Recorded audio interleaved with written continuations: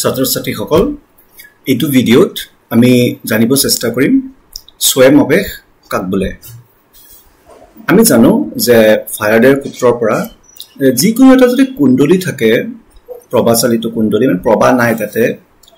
পৰিবাহী কুণ্ডলী এটা তাৰ যদি অঞ্চলত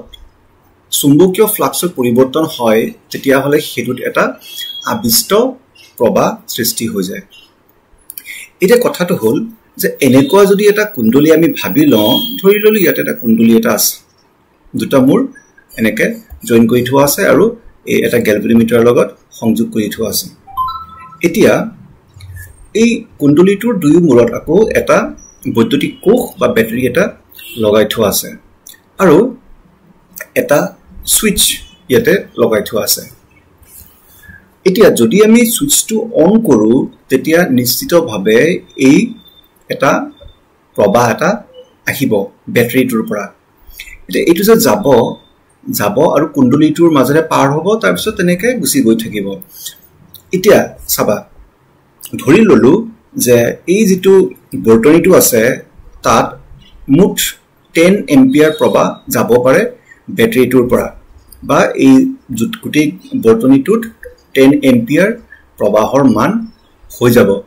কিন্তু সুইচটো অন কৰাৰ লগে লগে 10 এম্পিয়াৰ প্ৰবাহ এই গুটি বৰ্তনীটোত নাহে কি হ'ব আৰু সময় লাগিব হেতু কাৰণে তাৰমানে সুইচটো অন কৰাৰ আগে 0 এম্পিয়াৰ আছিল গুটি বৰ্তনীটোত আৰু 0 এম্পিয়াৰৰ পৰা গৈ 10 এম্পিয়াৰ হ'বগে তাৰ পিছত 10 এম্পিয়াৰৰ পৰা নাবাঢ়ে ধৰিলোৱা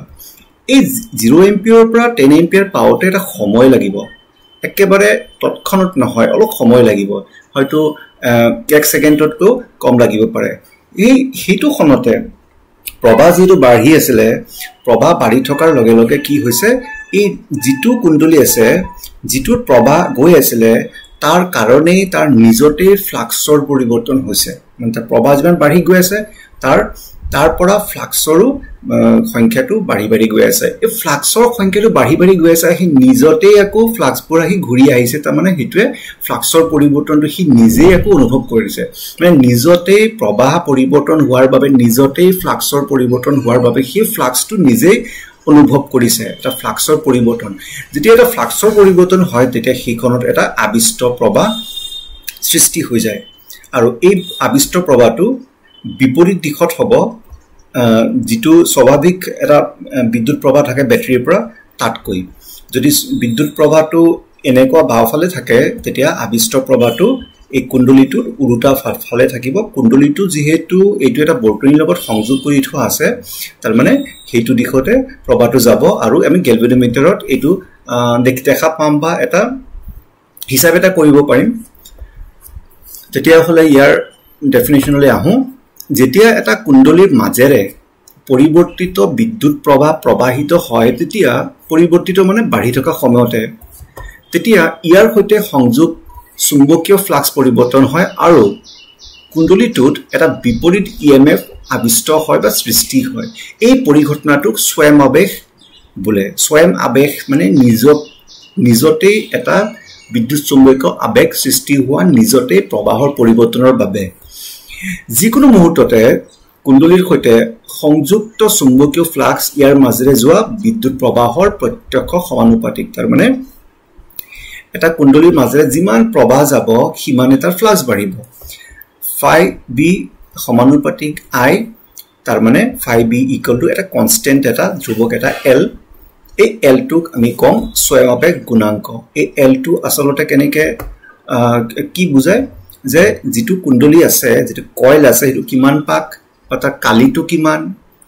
এবোৰ লৈ L টোৰ মানটো উলিওৱা যায় আমি পিছত L ৰ মানটো উলিয়াবলৈ চেষ্টা কৰিম আমি জানো ফেৰাডেৰ সূত্ৰ অনুসৰি E - d phi by dt এই phi ভ্যালুটো Li বহুৱাই দিম - d by dt Li - L di by dt তাৰ মানে এনেকুৱা এটা কুণ্ডলীত মুঠ আবিষ্ট ইএমএফ কিমান সৃষ্টি হ'ব